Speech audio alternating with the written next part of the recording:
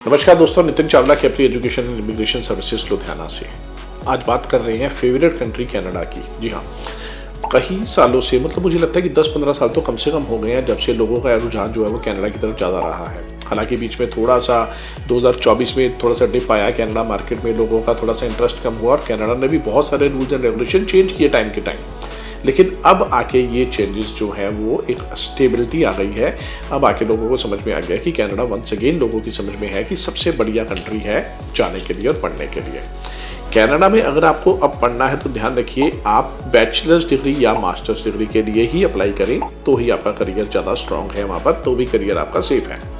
तो 4 साल की बैचलर डिग्री है जी और 2 साल की मास्टर्स डिग्री है। मिनिमम परसेंटेज रिक्वायर्ड है जी 60%।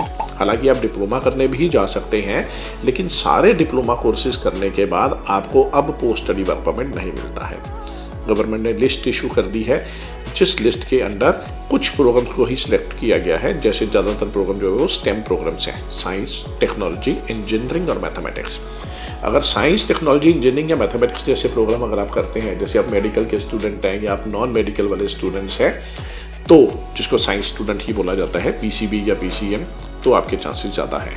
बिजनेस मैनेजमेंट वाले बच्चों के लिए एक programme logistic and supply chain management, वो भी इसमें आ रहा है।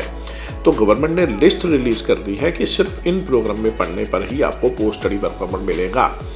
जो लोग पहले डिप्लोमा इन कुकिंग करने के लिए चले जाते थे या diploma in business management journal करने के लिए चले जाते थे, उन पर अभी पोस्ट स्टडी वर्क परमिट नहीं मिलेगा। हालांकि बैचलर्स डिग्री और मास्टर्स डिग्री करने वाले बच्चों को पोस्ट स्टडी वर्क परमिट मिलेगा।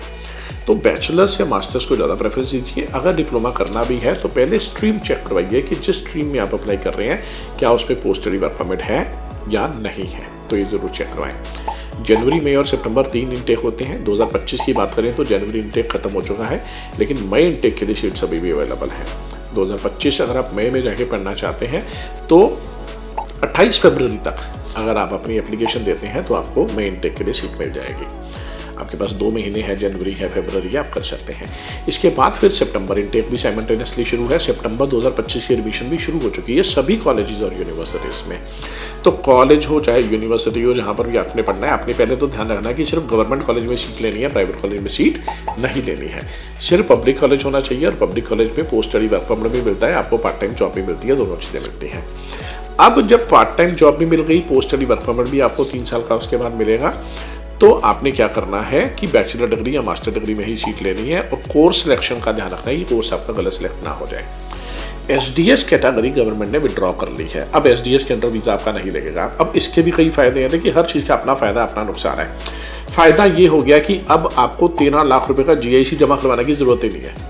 पहले हम लोग $20,635 जीआईसी जमा करवाते थे, जो अब विड्रॉ हो गया है, अब उसको जमा करने की ज़रूरत नहीं है। दूसरी बात, 1 साल की फीस जमा करवानी ज़रूरी होती थी कनाडा में, अब वो भी ज़रूरी नहीं है, आप हाफ ईयर की फ़ीस भी जमा कर सकते हैं। फीस कनाडा में जो फीस है लगभग $20,000 होती है 1 साल की फ़ीस। हालांकि आजकल बहुत सारी यूनिवर्सिटी स्कॉलरशिप भी दे रही हैं।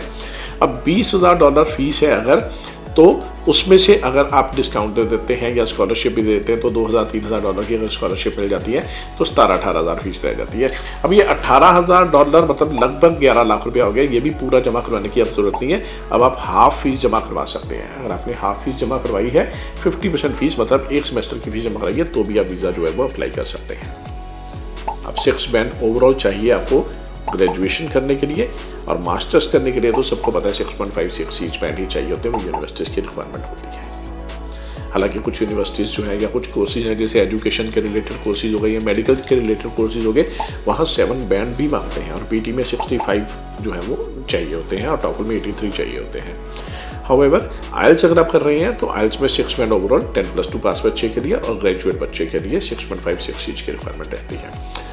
तो जी, अगर एसडीएस प्रोग्राम खत्म हो गया है तो घबराने की कोई ज़रूरत नहीं है, क्योंकि नॉन एसडीएस कैटेगरी में आपका पैसा बच रहा है। कहाँ 25 लाख रुपए लगता था आपका कनाडा जाने के लिए, कहाँ अब आप 5-5.5 लाख रुपए में भी कनाडा जा सकते हैं, क्योंकि सिर्फ 1 सेमेस्टर की फीस अब आपको पे करनी है।